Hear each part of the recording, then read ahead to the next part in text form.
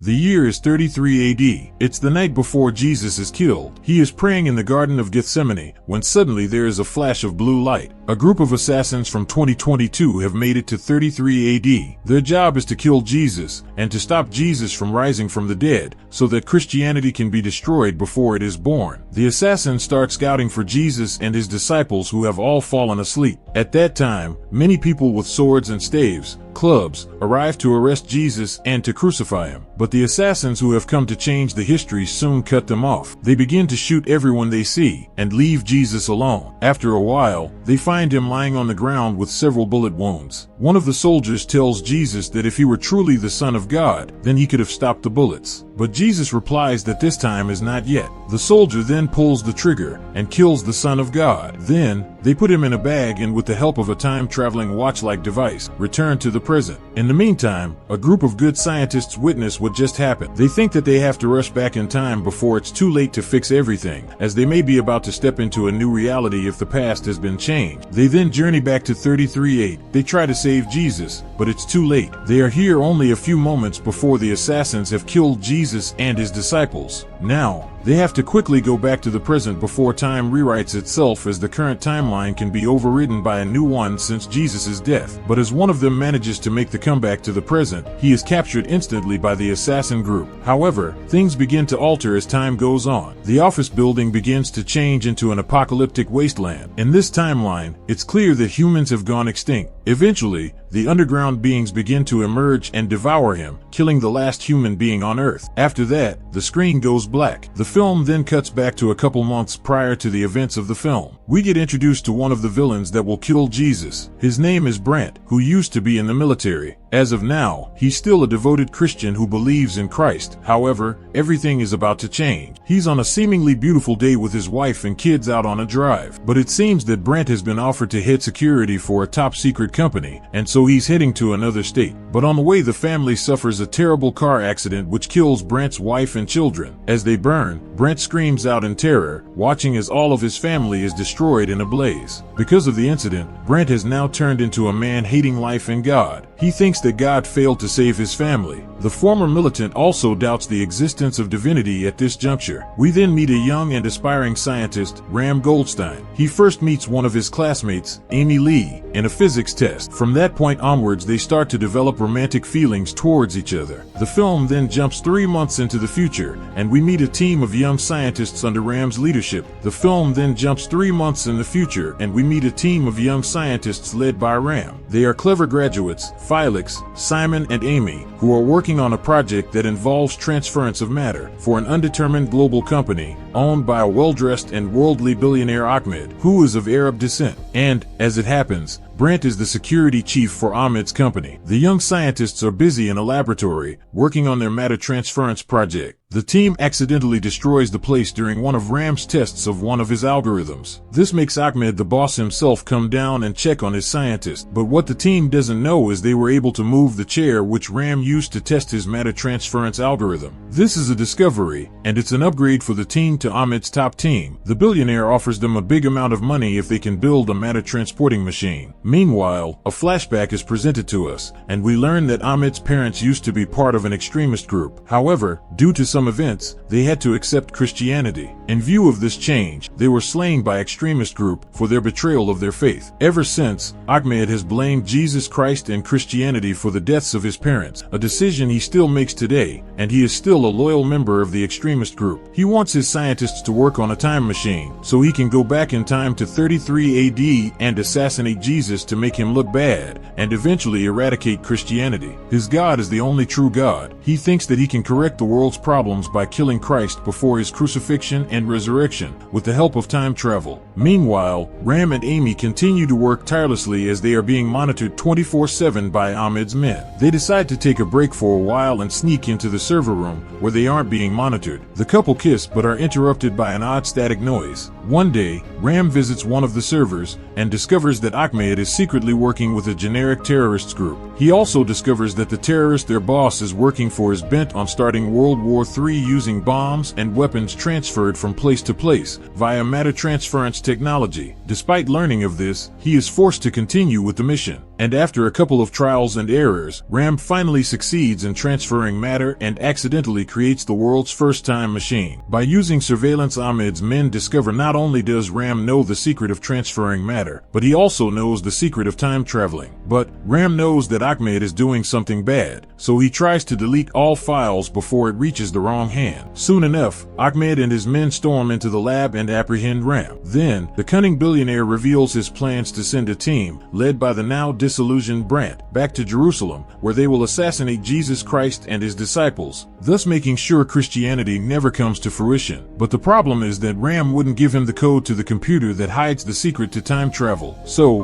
Ahmed has his men torture him, put him in a sack and lock him in a warehouse. Sometime later, the thugs beat Ram up and force him to tell them the secret of the time machine. Unfortunately, Ahmed turns up at the scene, where he takes Ram's parents hostage. However, the young scientist will not give up the code and the extremists kill his parents. Meanwhile, Amy and the others are worried that Ram might be in trouble as he doesn't answer the phone. Just then, the group is approached by their employer Ahmed, who tells them that they have been cleared out of their contract and will no longer have to work, although each of them will be compensated as promised. The only problem is that they can't make contact with anyone outside of work at the moment. Amy asks about Ram, and Ahmed lies that he is in safe hands, but in fact working on a top U.S. military project. In the lab, however, Ahmed threatens to torture Amy and all of his friends, and at that moment, the young scientist finally caves and agrees to make the time machine. Immediately after it is completed, Ahmed has one of his men tested. As expected, the time machine works, and the man is teleported from one place to another. Playing on Brant's hatred for God, Ahmed uses him and his right-hand man, Sabir, to gather his combat team and travel back in time to carry out the ultimate true mission to kill Jesus and his disciples before his resurrection. But Brant, for some reason, is fine with this crazy idea and soon hatches a plan to recruit a team of assassins to enter the time machine. Meanwhile, Amy and the others slip into a surveillance room, and at last, they find Ram, who is tied up in the warehouse. They save his life and find out what Ahmed is planning to do. But Brant and his crew have been able to arrive on time in the past, i.e. 33 AD, and begin their search for Jesus. After killing all of his disciples, Brant viciously shoots Christ in the head. He then has his men put Jesus in a bag and they return to the prison. In the meantime,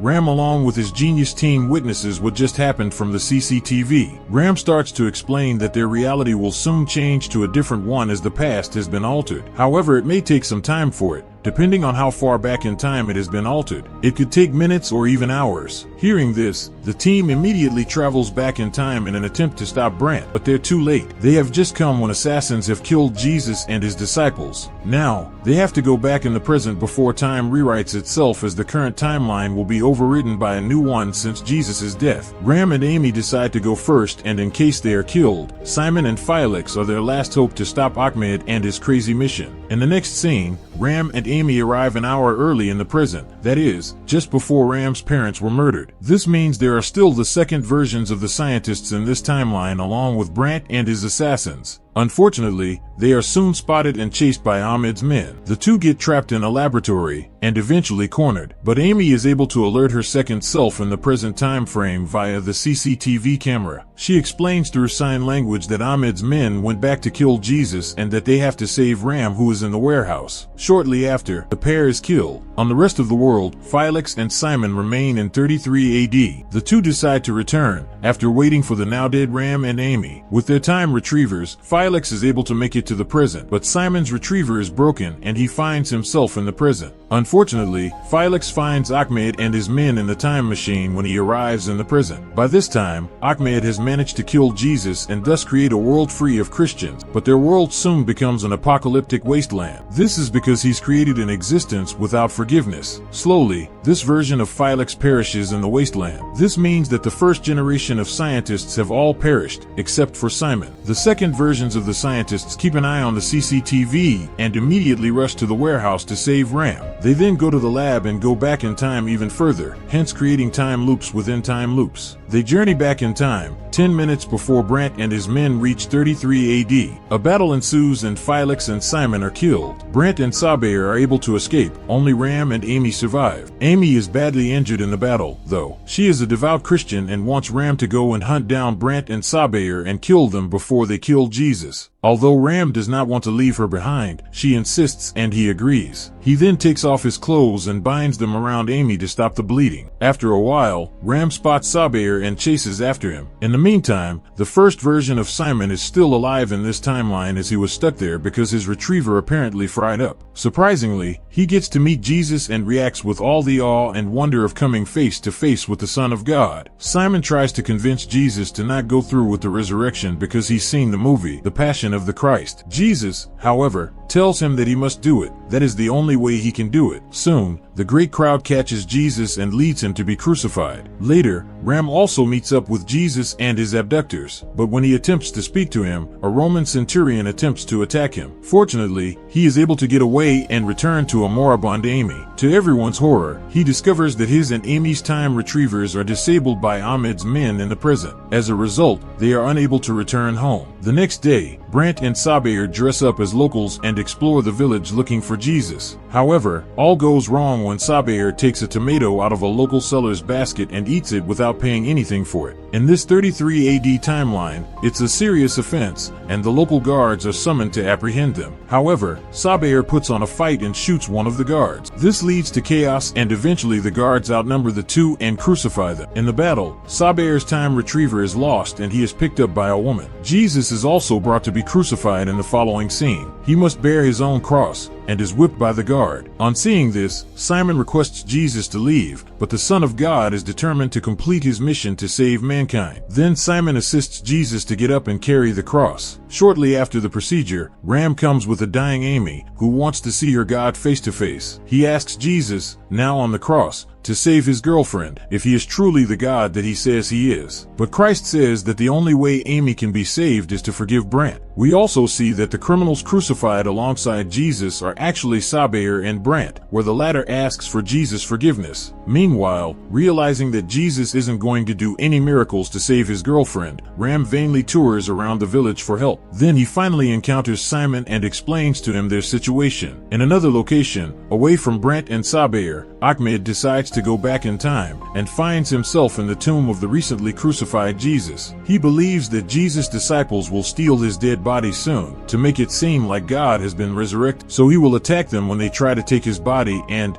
in the end, stop Christianity from spreading. Suddenly, there is a massive earthquake and in that moment of panic, he activates his time-traveling device which makes him and Jesus' body disappear from the tomb. In the meantime, a dying Amy thinks that the shake is God's resurrection. Ram and Simon go to the tomb to see if Jesus' body has been found, but they find no body. And seeing all the glow sticks lying around, they deduce that Ahmed is responsible for it. Just then, two of Jesus' disciples arrive to check for Jesus' body and find out that it has disappeared. However, until they can share the news with others, Ram and Simon believe Jesus has been raised from the dead. The two disciples mistake the boys for angels and they immediately believe. So, everything in the scripture is really what it is, but it's not what we expect it to be. Then they go back and discover that Amy has died. This means that this timeline version of Amy is dead too. As Ram and Simon mourn their colleague's death, they are approached by the same woman that had taken up Saber's time retriever earlier. With this, the two decide to go back in time, just before Ram's parents were murdered. In that timeline, everyone is alive. They travel back, but since Ahmed's men have been waiting for them, Simon gets gunshot wounds. Nevertheless, the boys manage to slay all the men. After that, Ram requests that Simon run the default program that will remove all time loops, except the one that created Ram, and destroy the computer's hard drive when it is finished. He then heads out to save his parents. Once Ram has left, Ahmed from the previous timeline arrives and kills Simon, but he has already destroyed the hard drive and run the default program. This time, Ram rescues his parents and pursues Ahmed. He encounters Brant at the billionaire's office where he almost shoots Brant for killing Amy in the previous timeline. But it is the wrong brand of Brant who did it that he eventually eventually discovers. Then, Ram takes Jesus' advice and gains the understanding of forgiveness and will not revenge kill this version of Brant. Just then, Saber along with other men arrives at the scene with Amy as hostage. He tells Ram that if he doesn't give him the key to unlock the time-traveling machine, then Amy will die. But Ram doesn't say the code. He says that he has forgiven Brant and he asks him to be the hero. Thankfully, in this version of the timeline, Brant hasn't yet turned into a villainous character, so he quickly realizes that Ahmed is the bad guy, working for the extremists. He then shoots and kills most of Ahmed's men, and is finally killed by the boss himself. During this brief moment of distraction, Ram slits Ahmed's throat and kills him. Just then, a group of FBI officers arrive at the scene and arrest Ahmed's remaining men. All the time loops begin to merge and characters from different time loops vanish into thin air as Simon had activated the default program moments before he died. So, the same thing happens with Ram from the other timeline, and the original Ram is released from the warehouse where he was previously stored. All the scientists in this timeline survive in the end. The movie then skips to 3 months later. The scientists plan to save Brant's family from the tragic car accident. Ram is about to embark on a time trip with a sign reading stop, with the hope of saving the family. Luckily, there is a plan and he is able to save Brant and his family from their premature death. The movie ends as Brant stands in awe and ponders if God helped him cheat death. Subscribe to watch more videos like this, leave a comment about your favorite movie, and we will make it next. Thanks for watching.